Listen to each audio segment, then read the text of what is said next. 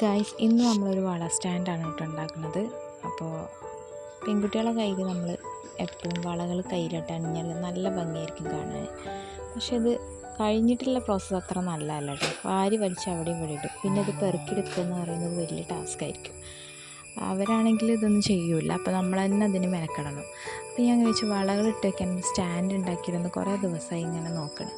അപ്പോൾ അതിന് പറ്റിയൊരു ഐറ്റംസ് ഇതുവരെ കിട്ടിയിരുന്നില്ല. അപ്പോൾ അതിങ്ങനെ നോക്കി നിന്നപ്പോൾ വളകൾ വയ്ക്കുന്ന സ്റ്റാൻഡ് ഇപ്പോൾ മാർക്കറ്റിലൊക്കെ അവൈലബിൾ ആണ് കേട്ടോ.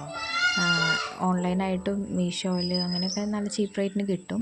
പക്ഷേ എന്ത് വാങ്ങിയാലും അത് പെട്ടെന്ന് കേടുവരുത്തിരുന്നതിനെ കൊണ്ട് ഞാനത് വാങ്ങാൻ തയ്യാറായില്ല കേട്ടോ. അതുകൊണ്ട് നമ്മൾ വീട്ടിൽ വെച്ചിട്ട് നമുക്ക് വലിയ പണിയൊന്നുമില്ലാത്ത രീതിയിൽ നമുക്ക് ഒരു സ്റ്റാൻഡ് ഉണ്ടാക്കാൻ എങ്ങനെയാണെന്നത് നോക്കി നോക്കാം. ആദ്യം ഈ വളകളൊക്കെ ഒന്ന് എടുത്ത് വയ്ക്കട്ടെ. അതിന് ശേഷം നമുക്ക് വേണ്ട സാധനങ്ങൾ നോക്കാം. ഇതാണ് നമ്മുടെ സ്റ്റാൻഡ് കേട്ടോ, ബാങ്ക് സ്റ്റാൻഡ്. ഇതാണ് ഫൈനൽ ലുക്ക്. ഇനി ഇതിന് വേണ്ട സാധനങ്ങൾ എന്തൊക്കെയാണെന്നുള്ളത് നമുക്കൊന്ന് നോക്കി നോക്കാം.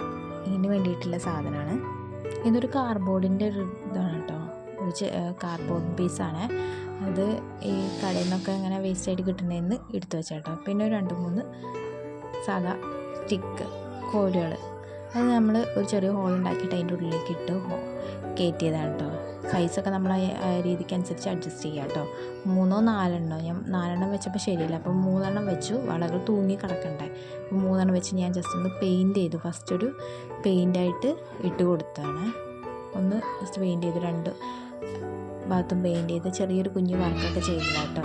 ആ സ്റ്റിക്കും ഒക്കെ ബ്ലാക്ക് കളറും ബോഡി റെഡും പിന്നെ ഒരു ബ്ലാക്ക് വെച്ചിട്ട് ചെറിയൊരു സിമ്പിൾ ഡിസൈനായിട്ട് കൊടുത്തതാണ്. ഇനി ഇതിൽ നമുക്ക് വളകൾ വെച്ചാൽ എങ്ങനെയായിരിക്കും നോക്കാം. അതിൻ്റെ ആ എൻഡ് പോർഷനിൽ ഞാൻ ഈ റബ്ബർ ബാൻഡ് വെച്ചിട്ട് ഒന്ന് നിന്നേന്ന്, അല്ലെങ്കിൽ വള ഊരിപ്പോവും വിചാരിച്ചിട്ട്. ഇപ്പോൾ ഞാൻ വളമൊക്കെ വെച്ചിട്ട് സെറ്റായിട്ടോ. ഇതാണ് ഫൈനൽ ലുക്ക്. ഇത് ഇങ്ങനെ നിലത്ത് വെക്കാൻ എന്തായാലും കഴിയില്ല. അപ്പോൾ ഇത് തൂങ്ങി കിടക്കണം, ഒരു ഹാങ്ങിങ്സ് പോലെ എന്തെങ്കിലും നിൽക്കണം. അപ്പോൾ ഞാൻ വിചാരിച്ചു ഇത് കയറ് വെച്ചിട്ട് കെട്ടാൻ വെച്ചു.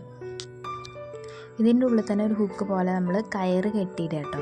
കെട്ടിയിട്ടിട്ട് ഒരു ഹുക്ക് ഇട്ട് കൊടുത്തു കഴിഞ്ഞാൽ നമുക്കിത് എവിടെ വേണമെങ്കിൽ തൂക്കിയിടാം.